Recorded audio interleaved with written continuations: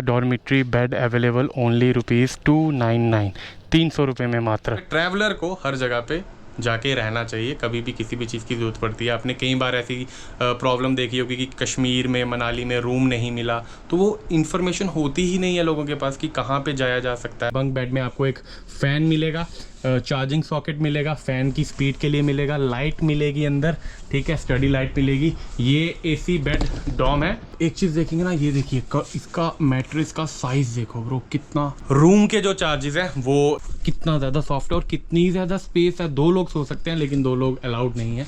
अगर आपको दोनों को एक साथ सोना है तो ये प्राइवेसी के लिए गिरा दिया मैंने, सॉरी। अब जो है हम लोग जा रहे हैं लक्ष्मण झूला वाली तरफ, बजरंग सेतु वाली तरफ, जहाँ पे कि हमने आज की हमारी डॉर्मिट्री बुक कर रखी है, वो भी मात्र 300 रुपये में। यहाँ पे 300 रुपये में जो है वो हम दोनों भाई स्टे कर गए थे, बट ये धर्मशाला है। और अब हम लोग जहाँ पे जा रहे हैं वहाँ पे एसी वाली डॉर्मिट्री रहेगी, बंक बेड रहेगा, क्योंकि आज जो डे है सैटरडे संडे को ही कॉस्टली रहता है, बाकी दिन जो है वो डाउन रहेगा। हाँ, अगर आप सैटरडे संडे को बुकिंग कर रहे हैं तब वो 500 प्लस चला जाता है, लेकिन आज जो है वो 300 में ही बुकिंग होगी। मैंने अगोडा से बुक करी है। ऐसे ही आप GoIbibo से, मेक माई ट्रिप पे, अगोडा से, सब पे चेक करते रहिए प्राइसेस, यहाँ पे भी आपको सूटेबल रहे। भागो उसी टाइम पे बुक कर लो और ले लो। ऐसे बहुत सारे हॉस्टल है यहाँ पे। चलिए अब यहाँ से निकलते हैं। पहले जो है हम लोग बस एक चाय पी रहे थे, ऑलमोस्ट डन। तो जी ये आ गया है सामने दोस्तों जानकी सेतु, और यहाँ पे जैम लगा हुआ है क्योंकि जो नए नए ट्रैवलर आ रहे हैं उनको इस बारे में इंफॉर्मेशन नहीं होती कि चलना जो है वो सेंटर वाली लेन में है।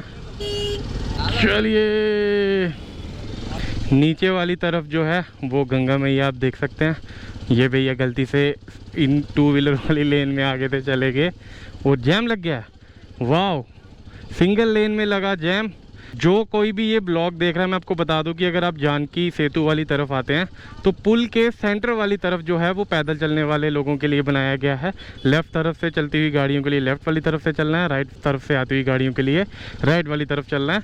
3 लेन्स हैं इस पर, और जब कभी यहाँ पे कोई VIP मूवमेंट होती है ना, तब इन वाली रेलिंग्स को हटा दिया जाता है दोनों वाली तरफ, और फिर यहाँ से कार्स भी निकलती हैं। अभी जब लास्ट टाइम G20 मीटिंग हुई थी तब ये सब हटा दिया गया था। नीचे वाली तरफ लोग जो हैं वो स्नान कर रहे हैं। मेरे को भी करना है, नम नम करना है जल्दी जल्दी। बस एक बार हमारे होटल में पहुंच जाएं, चेक इन कर लें, उसके बाद सामान वगैरह रख के फिर हम भी स्नान करेंगे। भाई तुम क्यों रुके हो यहाँ? हाँ, अरे तुम्हारी वजह से जाम लग रहा है, तुम क्यों रुके हो यहाँ?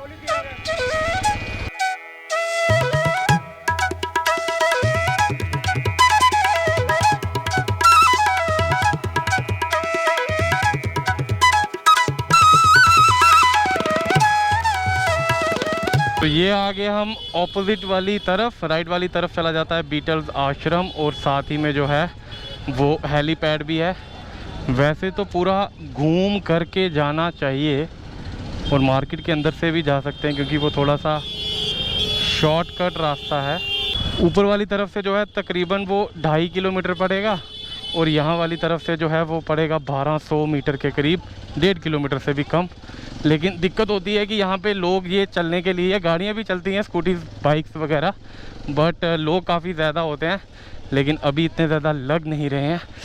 यहाँ पे गर्मी है, जैसे ही थोड़ा सा आगे जाएंगे ना ठंडा ठंडा मौसम हो जाएगा, क्योंकि अंदर वाला एरिया है पूरा मार्केट का एरिया।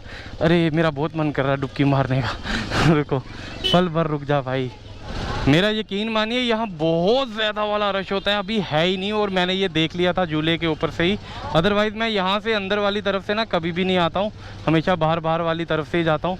क्योंकि ये जो है ना, ये जो सामने आपको घंटाघर दिख रहा है ऊपर, ये परमार्थ निकेतन वाला एरिया, और यहाँ पे होती है आरती।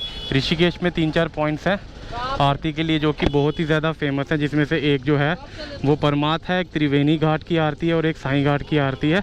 परमार्थ वाली पे सबसे ज़्यादा रश और सबसे ज़्यादा भीड़ रहती है शाम को ना 4 बजे के बाद। जिस रास्ते से हम लोग अंदर घुसे हैं ना अभी, वहाँ पे बैरिकेडिंग थी, अगर आपने ध्यान दिया होगा, तो पुलिस वाले अलो नहीं करते हैं कोई भी 2 व्हीलर को यहाँ पे, क्योंकि लोगों के चलने के लिए ना फिर बिल्कुल भी जगह नहीं बचती, और बाइक्स को हॉर्न पी टी क्योंकि नहीं हटते हैं।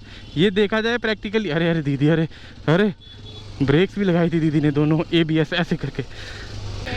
ये देखिए, ये है जी दोस्तों परमार्थ निकेतन, वो सामने हमारे भोलेनाथ जी योग अवस्था में, और ये रहा परमार्थ निकेतन का आश्रम। यहाँ पे मिलता है भोजन, सात्विक भोजन, ऐसे 3-4 भोजन के स्थान है यहाँ पे। और यहाँ पे जलेबी और समोसे भी मिलते हैं जी 12-12 रुपए के, बहुत सही। ये आ गया जी राम झूला वाले एरिया का मार्केट। क्या ठंडी ठंडी हवा चलती है यहाँ पे, और क्या मस्त वाली जो है वो खुशबू आती है। परफ्यूम्स वगैरह की दुकानें भी हैं, ये सबसे सही एरिया है। तो जी एक छोटा सा कष्ट हमें लगता हुआ सफाई कर्मचारी वाले, कष्ट तो नहीं, ये नहीं करेंगे तो गंदगी फैल जाएगी, ज़रूरी है। ट्रैक्टर आ गया है छोटे वाले रास्ते में, जहाँ पे बाइक्स अलाउड नहीं है वहाँ पे ट्रैक्टर आया है। हालांकि ये सब काम जो है ये सुबह 6 बजे से पहले ही होते हैं, मैंने तो इसी टाइम पे देखे हैं ऋषिकेश में। बट माइट भी आज थोड़ा बेचारे लेट उठे होंगे या फिर कचरा ज़्यादा भर गया होगा, कुछ भी रीज़न हो सकता है, XYZ। ट्रैफिक वाला एरिया, मतलब लोगों की ट्रैफिक वाला एरिया क्रॉस किया। ये सामने है दोस्तों प्रसिद्ध राम झूला, जो कि अभी 2 व्हीलर्स के आवाजाही के लिए टोटली बंद कर दिया गया है। लोग जो हैं वो बीच रास्ते के खड़े हैं दोस्तों, साइड नहीं हट रहे हैं, बातें करना ज़्यादा ज़रूरी है शायद। ये वाले जो रास्ते हैं ना, ये ज़्यादा लोगों को पता नहीं है, मतलब आपको थोड़ा सा लोकल होना पड़ेगा, कुछ दिन जो है ऋषिकेश में बिताने पड़ेंगे, घूमना पड़ेगा, फिर आपको ये वाला एरिया जो है ये पता चल जाएगा। ये भीड़ भाड़ से दूर एरिया है और आपको डायरेक्ट ले जाता है लक्ष्मण झूला वाली तरफ, या फिर आपको पूरा घूम के दूसरी वाली तरफ से आना पड़ेगा। वहाँ पे ना ये जो राफ्टिंग वाले हैं, बाकी टेम्पो ट्रैवलर रहती है वो चलती है, तो जैम बहुत ज़्यादा लगता है। बट इस वाली तरफ जैम की ऐसा कुछ प्रॉब्लम आती नहीं है। यहाँ से राइट वाली तरफ ये ग्राउंड है, यहाँ पे शाम को अक्सर क्रिकेट खेला जाता है। मेरा जब यूट्यूब चैनल डीमोनेटाइज हो गया था ना, तो मैं 1.5-2 महीना जो है ऋषिकेश में रहा हूँ, तो अपन यहाँ पे कभी कभी क्रिकेट खेलने आ जाया करते थे। वाह, पंडित जी ऑन बजाज पल्सर 220। और ये है वो रास्ता जो कि वापस से आपको रोड पे ले आएगा, बस इतना ही है। ये वाला रास्ता लेने से आपको 2 किलोमीटर का जो डिस्टेंस है वो कम पड़ेगा, प्लस ट्रैफिक नहीं मिलेगा, बस वो लोगों वाला ट्रैफिक वो देखना पड़ेगा भाई साहब। अगर वहाँ पे अगर इवनिंग में आप आ रहे हैं तब तो भूल जाओ, वहाँ से आपको अलाउ नहीं किया जाएगा, बहुत ज़्यादा ट्रैफिक होता है लोगों का। और इस वाले रूट पे जो है वो गाड़ियों का। इस पॉइंट के आगे वैसे गाड़ियाँ अलाउड हैं नहीं, लेकिन गाड़ियों से मतलब कार्स का है, उनके लिए यहाँ पे ये पार्किंग बनाई गई है, लेकिन लोकल गाड़ियाँ यहाँ से जाती हैं भाई। तो मतलब अगर कोई रूल है तो वो सबके लिए होना चाहिए ना। देखो जैसे ये लोकल गाड़ियाँ हैं, लोकल यहाँ की ट्रैवलर्स हैं, ये तो जा रही हैं, इनको अलाउड है टैक्सी यूनियन का, क्योंकि वहाँ पे फिर वो हड़ताल कर देते हैं ना, रोड ब्लॉक कर देते हैं, तो इसीलिए ये लोकल होने वाली जो दिक्कतें हैं ना, ये बहुत ही दिन ब दिन बदतर होती जा रही हैं। कोई भी एरिया ले लो आप, मनाली ले लो, मैक्लोड ले लो, ऋषिकेश ले लो, नैनीताल ले लो, लोकल आप देखो, सब लोकल टैक्सीज़ को अलाउड है यहाँ पे आना, लेकिन प्राइवेट व्हीकल को आना अलाउड नहीं है बिल्कुल भी। मेरे कहने का मतलब रूल्स सबके लिए सेम होना चाहिए। जैसे मनाली वालों का है कि रोहतांग पास अगर आपको जाना है तो प्राइवेट व्हीकल से अलाउड नहीं है, रोहतांग पास अगर आपको जाना है तो आपको टैक्सी ही लेनी पड़ेगी। ये क्या बात होगी? आजकल तो हर जगह पे टोल भी लिया जा रहा है जी, वो साडा के नाम पे, ग्रीन इन्वायरमेंट टैक्स करके हर जगह का। ये क्या बात हुई? मतलब आपके एरिया पे रोड पे जा रहे हैं, हमने ऑलरेडी टैक्स दिया, तो आप टैक्सी लिए जा रहे हो। तो हर जगह हो गया पहाड़ों में यार, हर जगह पे। तो फिर अगर हर जगह हो गया तो बाकी जगहों पे भी करना शुरू कर देना चाहिए। जम्मू वालों को भी करो, पंजाब वालों को भी बोलो आप भी टोल लो, कोई भी आपके एरिया से गुजरेगा, क्योंकि आना तो पड़ेगा भाई। टैक्सी वालों को लगता है कि हम लोग कहीं नहीं जाएंगे, हम लोग अपने एरिया में रहेंगे, हम लोकल हैं, या फिर बाकी लोगों को भी लगता है हम लोकल हैं, हम कहीं नहीं। भाई साहब आप नहीं जाओगे बाहर, आपके परिवार का कोई सदस्य जाएगा, आपका कोई बच्चा जाएगा, माँ बाप जाएंगे, ताया चाचा मासा, कोई ना कोई तो जाएगा ही जाएगा ना। तो जाएगा तो वो आप ही की जेब से कहीं ना कहीं घूम फिर के, बस आपको उसका एहसास नहीं हो रहा है। And here comes our stay, हमारी बहुत ही ज़्यादा पसंदीदा ये गली है, यहीं पे अंदर हमारा हॉस्टल है, blue stage hotel the Raja palace. Hotel the Raja palace की जो बैल्कनी का व्यू है वो बहुत ज़्यादा ज़बरदस्त है, वहाँ पे भी मैं 2 बार रुका हुआ हूँ। ये है जी अपना शिव शक्ति, यहीं पे हमको आना है। पहले बाइक पार्क करके आते हैं क्योंकि गली ब्लॉक हो जाएगी, और बाहर आप रोड पे बाइक पार्क कर नहीं सकते क्योंकि चालान कट जाएगा, तो उसके लिए सेफ़ एक जगह है पार्किंग के लिए। जब तक आप ये ब्लॉग देखेंगे तब तक मैं यहाँ से बाइक लेके जा चुका हूँगा। ही। ये देखिए ऐसी वाली गलियों के अंदर जो है आपको हॉस्टल मिलेंगे, डॉर्मिट्रीज़ मिलेंगी। यहाँ पे भी आपको दिख जाएगा डॉर्मिट्री बेड अवेलेबल ओनली ₹299, 300 रुपये में मात्र। हमारे हॉस्टल में हम आ चुके हैं, सामने आप देख सकते हैं गंगा मैया। हालांकि कलर जो है वो काफ़ी चेंज हो चुका है, माइट भी पीछे वाली तरफ मलबा वगैरह आया होगा। नीचे आप देखिए रिवर राफ्टिंग हो रही है, वो सामने रहा बजरंग सेतु। एंड मैं आपको दिखा देता हूँ हॉस्टल, हमारी डॉर्म्स वाला एरिया।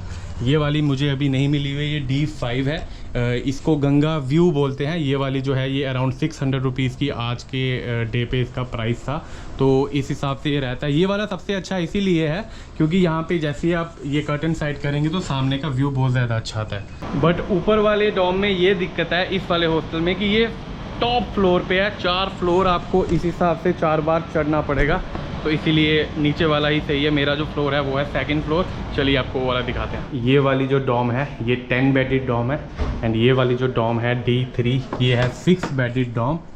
अभी के लिए यहाँ पे कोई भी नहीं आया हुआ है बिकॉज टाइम जो है अभी अर्ली मॉर्निंग। मैंने जो है अर्ली चेक इन का भी आपको कहीं कहीं किसी प्रॉपर्टी में जो है वो ऑप्शन मिलता है, वो आपको वहाँ पे सिलेक्ट करना पड़ता है या फिर उनसे कॉल करके बात करनी पड़ती है कि हम जो है 2 घंटे 3 घंटे अर्ली चेक इन कर रहे हैं। और अभी इस टाइम पे यहाँ पे कोई भी नहीं हुआ, अभी बस अभी ही क्लीनिंग इसकी हुई है।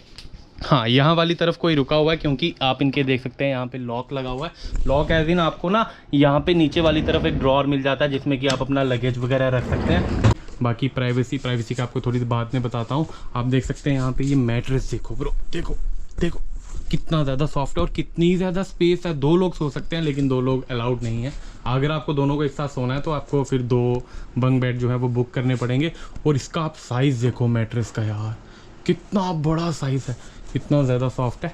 बाकी प्राइवेसी के लिए आपको कुछ इस प्रकार से जो है वो कर्टन्स मिलते हैं, तो ऐसे कहीं भी झांकना शुरू नहीं कर देना होता है क्योंकि ये जो है वो मिक्स्ड बेड डॉर्म्स रहते हैं, तो फीमेल्स भी कई बार रुकती हैं, तो वो जो आदत रहती है ना, हाँ हल्ला हुल्ला नहीं करना है, डॉर्म्स में रहना है, कॉमन एरिया है, तो कुछ एटिकेट्स, थोड़ा सा सिविक सेंस का हल्का फुल्का ध्यान रखना होता है। इतना ही है, ज़्यादा कुछ दिक्कत नहीं आती है। मैं काफ़ी टाइम से रुकता रहा हूँ, मुझे कोई ऐसा आज तक प्रॉब्लम आई नहीं है। मैंने देख लिया था कर्टन्स अगर साइड पे हैं दैट मीन्स वो बेड खाली है, या फिर आप यहाँ पे देख सकते हैं।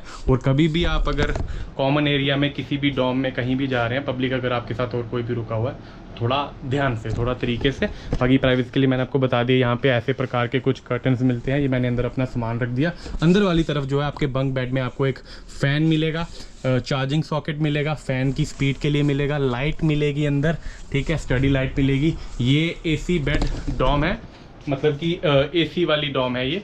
यहाँ पे जो है AC, नॉन AC और ऐसे विद फ़ैन, विदाउट फ़ैन, लेकिन समर्स के टाइम पे सब चीज़ों की ज़रूरत पड़ती है। वॉशरूम मैं आपको बता दूं कि इन 6 बेड्स के लोगों का एक कॉमन वॉशरूम रहेगा जो कि इस प्रकार रहेगा, जो कि अभी बहुत ही ज़्यादा क्लीन है क्योंकि अभी भी क्लीन ही हुआ है। शॉवर भी लगा हुआ है, गीज़र भी लगा हुआ है, बट इसकी ज़रूरत जो है वो अभी के लिए पड़ती नहीं है, विंटर्स में पड़ती है।